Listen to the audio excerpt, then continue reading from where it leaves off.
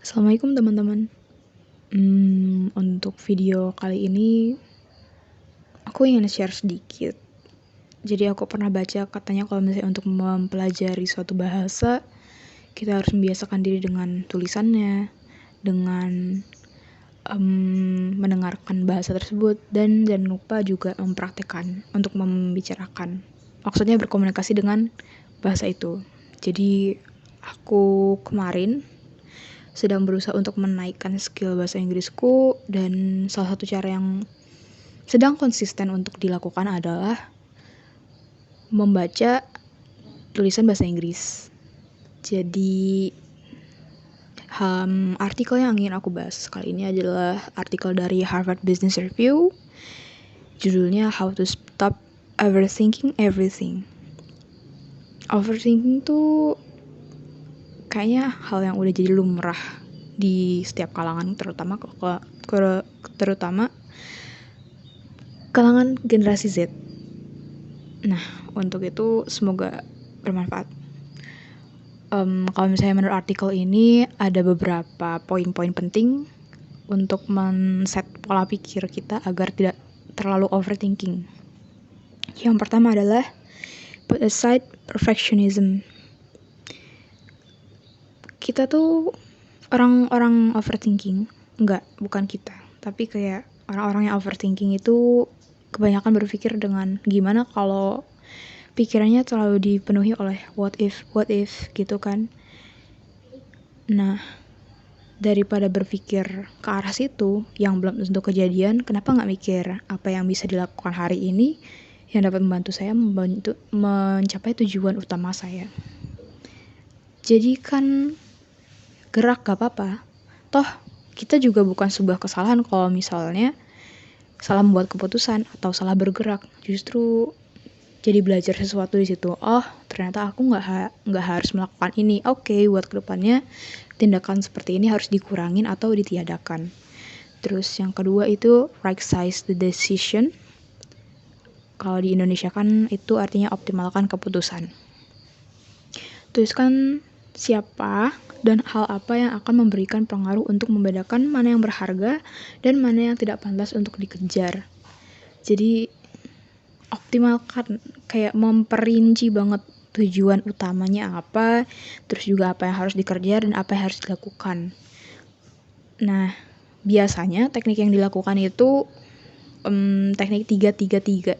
Karena dengan 3 opsi yang dilakukan dengan 3 cara itu tuh lebih optimal menurut riset ya. Dan poin yang ketiga adalah don't underestimate your intuition, atau jangan ragukan intuisimu. Karena intuisi ini secara nggak langsung ternyata mengarahkan kita untuk membuat keputusan yang lebih baik berdasarkan pengalaman sebelumnya tentunya. Ya, memasang intuisi dan cara berpikir analitis akan menghasilkan keputusan yang lebih baik dan kepercayaan diri lebih pada di pilihanmu. Ya, tentunya mau untuk mempercayai diri sendiri juga butuh keberanian yang kuat ya. Terus yang keempat adalah limit the drain of decision fatigue, atau batasi kelelahan menentukan pilihan yang menguras tenaga. Ini nyambung sama yang poin kedua. Jadi kalau misalnya kebanyakan opsi, justru kita malah bingung milih yang mana gitu, yang terbaik.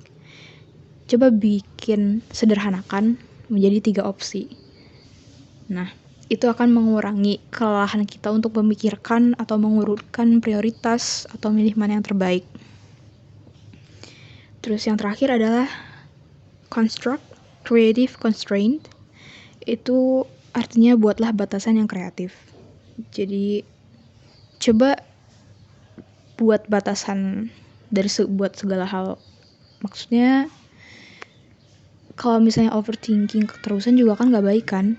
Jadi buat batasan kayak kapan aku harus bertindak, kapan aku harus diem, maksudnya istirahat gitu, atau mikirin kerjaan, kapan harus mikirin kerjaan, kapan harus mikirin urusan keluarga, kapan harus mikirin liburan. Nah, itu tuh harus dibuat batas-batasnya biar gak jadi campur. Karena sekat-sekat ini sangat membantu sekali buat mengatur pikiran kita. Nah, dari artikel itu sebenarnya artikelnya cukup panjang.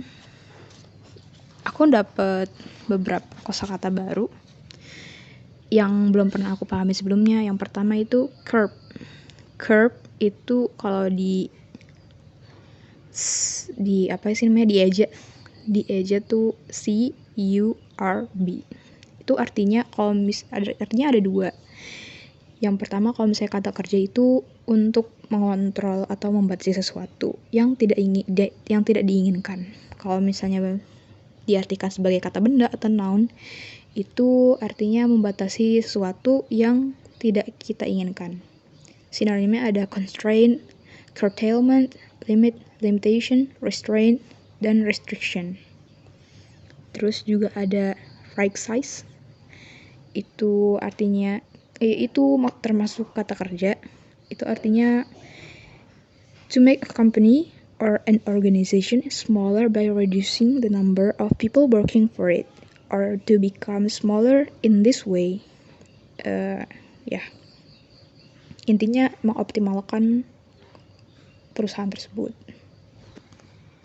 Itu aja teman-teman yang bisa di-share. Terima kasih.